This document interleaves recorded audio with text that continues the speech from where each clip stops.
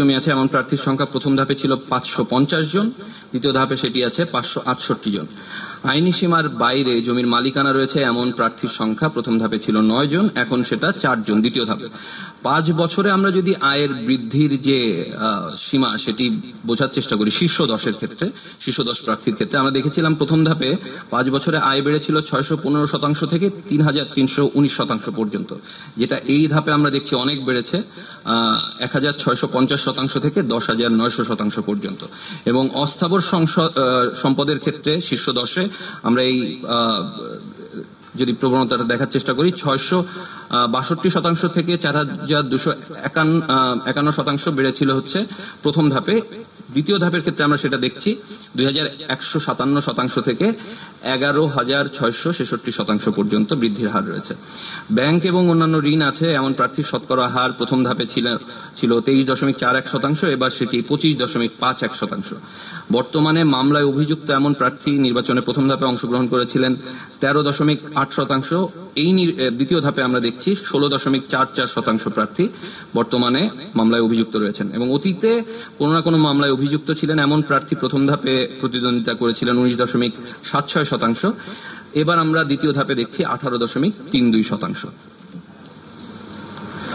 আমরা যদি সার্বিক পর্যবেক্ষণের দিকে যাই, ষষ্ঠ উপজেলা পরিষদ নির্বাচনের দ্বিতীয় ধাপে চেয়ারম্যান, ভাইস চেয়ারম্যান ও নারী ভাইস চেয়ারম্যান পদে 21 জন প্রার্থী বিনা প্রতিদ্বন্দ্বিতায় নির্বাচিত হয়েছেন, এটি আমরা বিভিন্ন গণমাধ্যম সূত্রে দেখেছি।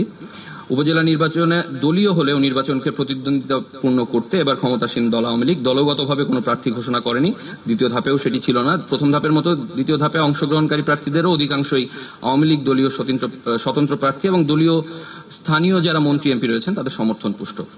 বিএনপি নির্বাচন বর্জনের ঘোষণা দিলেও দলটি দ্বিতীয় ধাপেও তার স্থানীয় যে প্রার্থীরা রয়েছেন তাদেরকে আটকাতে পারেন। দ্বিতীয় ধাপে 64 জন আগ্রহী প্রার্থী দল থেকে বহিষ্কৃত হয়েছেন এবং নির্বাচন করছেন এখনো। উপজেলা নির্বাচন দলীয় প্রতীকের রাজনৈতিক লড়াই হওয়ার কথা থাকলেও সেখানে দলগত অবস্থান প্রায় শূন্য। প্রথম ধাপের মতো দ্বিতীয় ধাপেও আমরা দেখছি যে মন্ত্রী এমপিদের স্বজনদের মনোনয়ন বা তাদের অংশগ্রহণের ব্যাপারটি আলোচনায় রয়েছে এবং দ্বিতীয় ধাপের এই যে লড়াই সেখানে চেয়ারম্যান পদে মন্ত্রী এমপিদের স্বজন রয়েছেন 17 জন। স্থানীয় সরকার নির্বাচনে নারীর অংশগ্রহণ জাতীয় নির্বাচনের তুলনায় কম, সেটা আমরা বলেছি। উপজেলা পরিষদ যে চেয়ারম্যান পদ সেটিতে নারী প্রার্থী আছেন মাত্র 24 জন।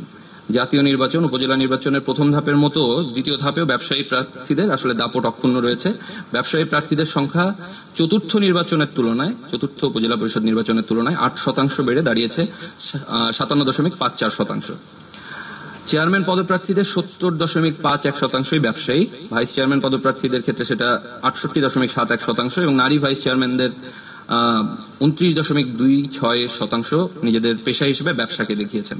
নারী ভাইস চেয়ারম্যান পদপ্রার্থীদের 51.63% নিজেদেরকে গৃহিণী বলেছেন বা গৃহস্থালীকে নিজেদের পেশা হিসেবে দেখিয়েছেন। গৃহিণী বা গৃহস্থালীকে নিজেদের পেশা হিসেবে দেখানো প্রার্থীদের 14.5% আয় আসে ব্যবসা থেকে, কৃষি থেকে আয় আসে 16.36%, আয় নেই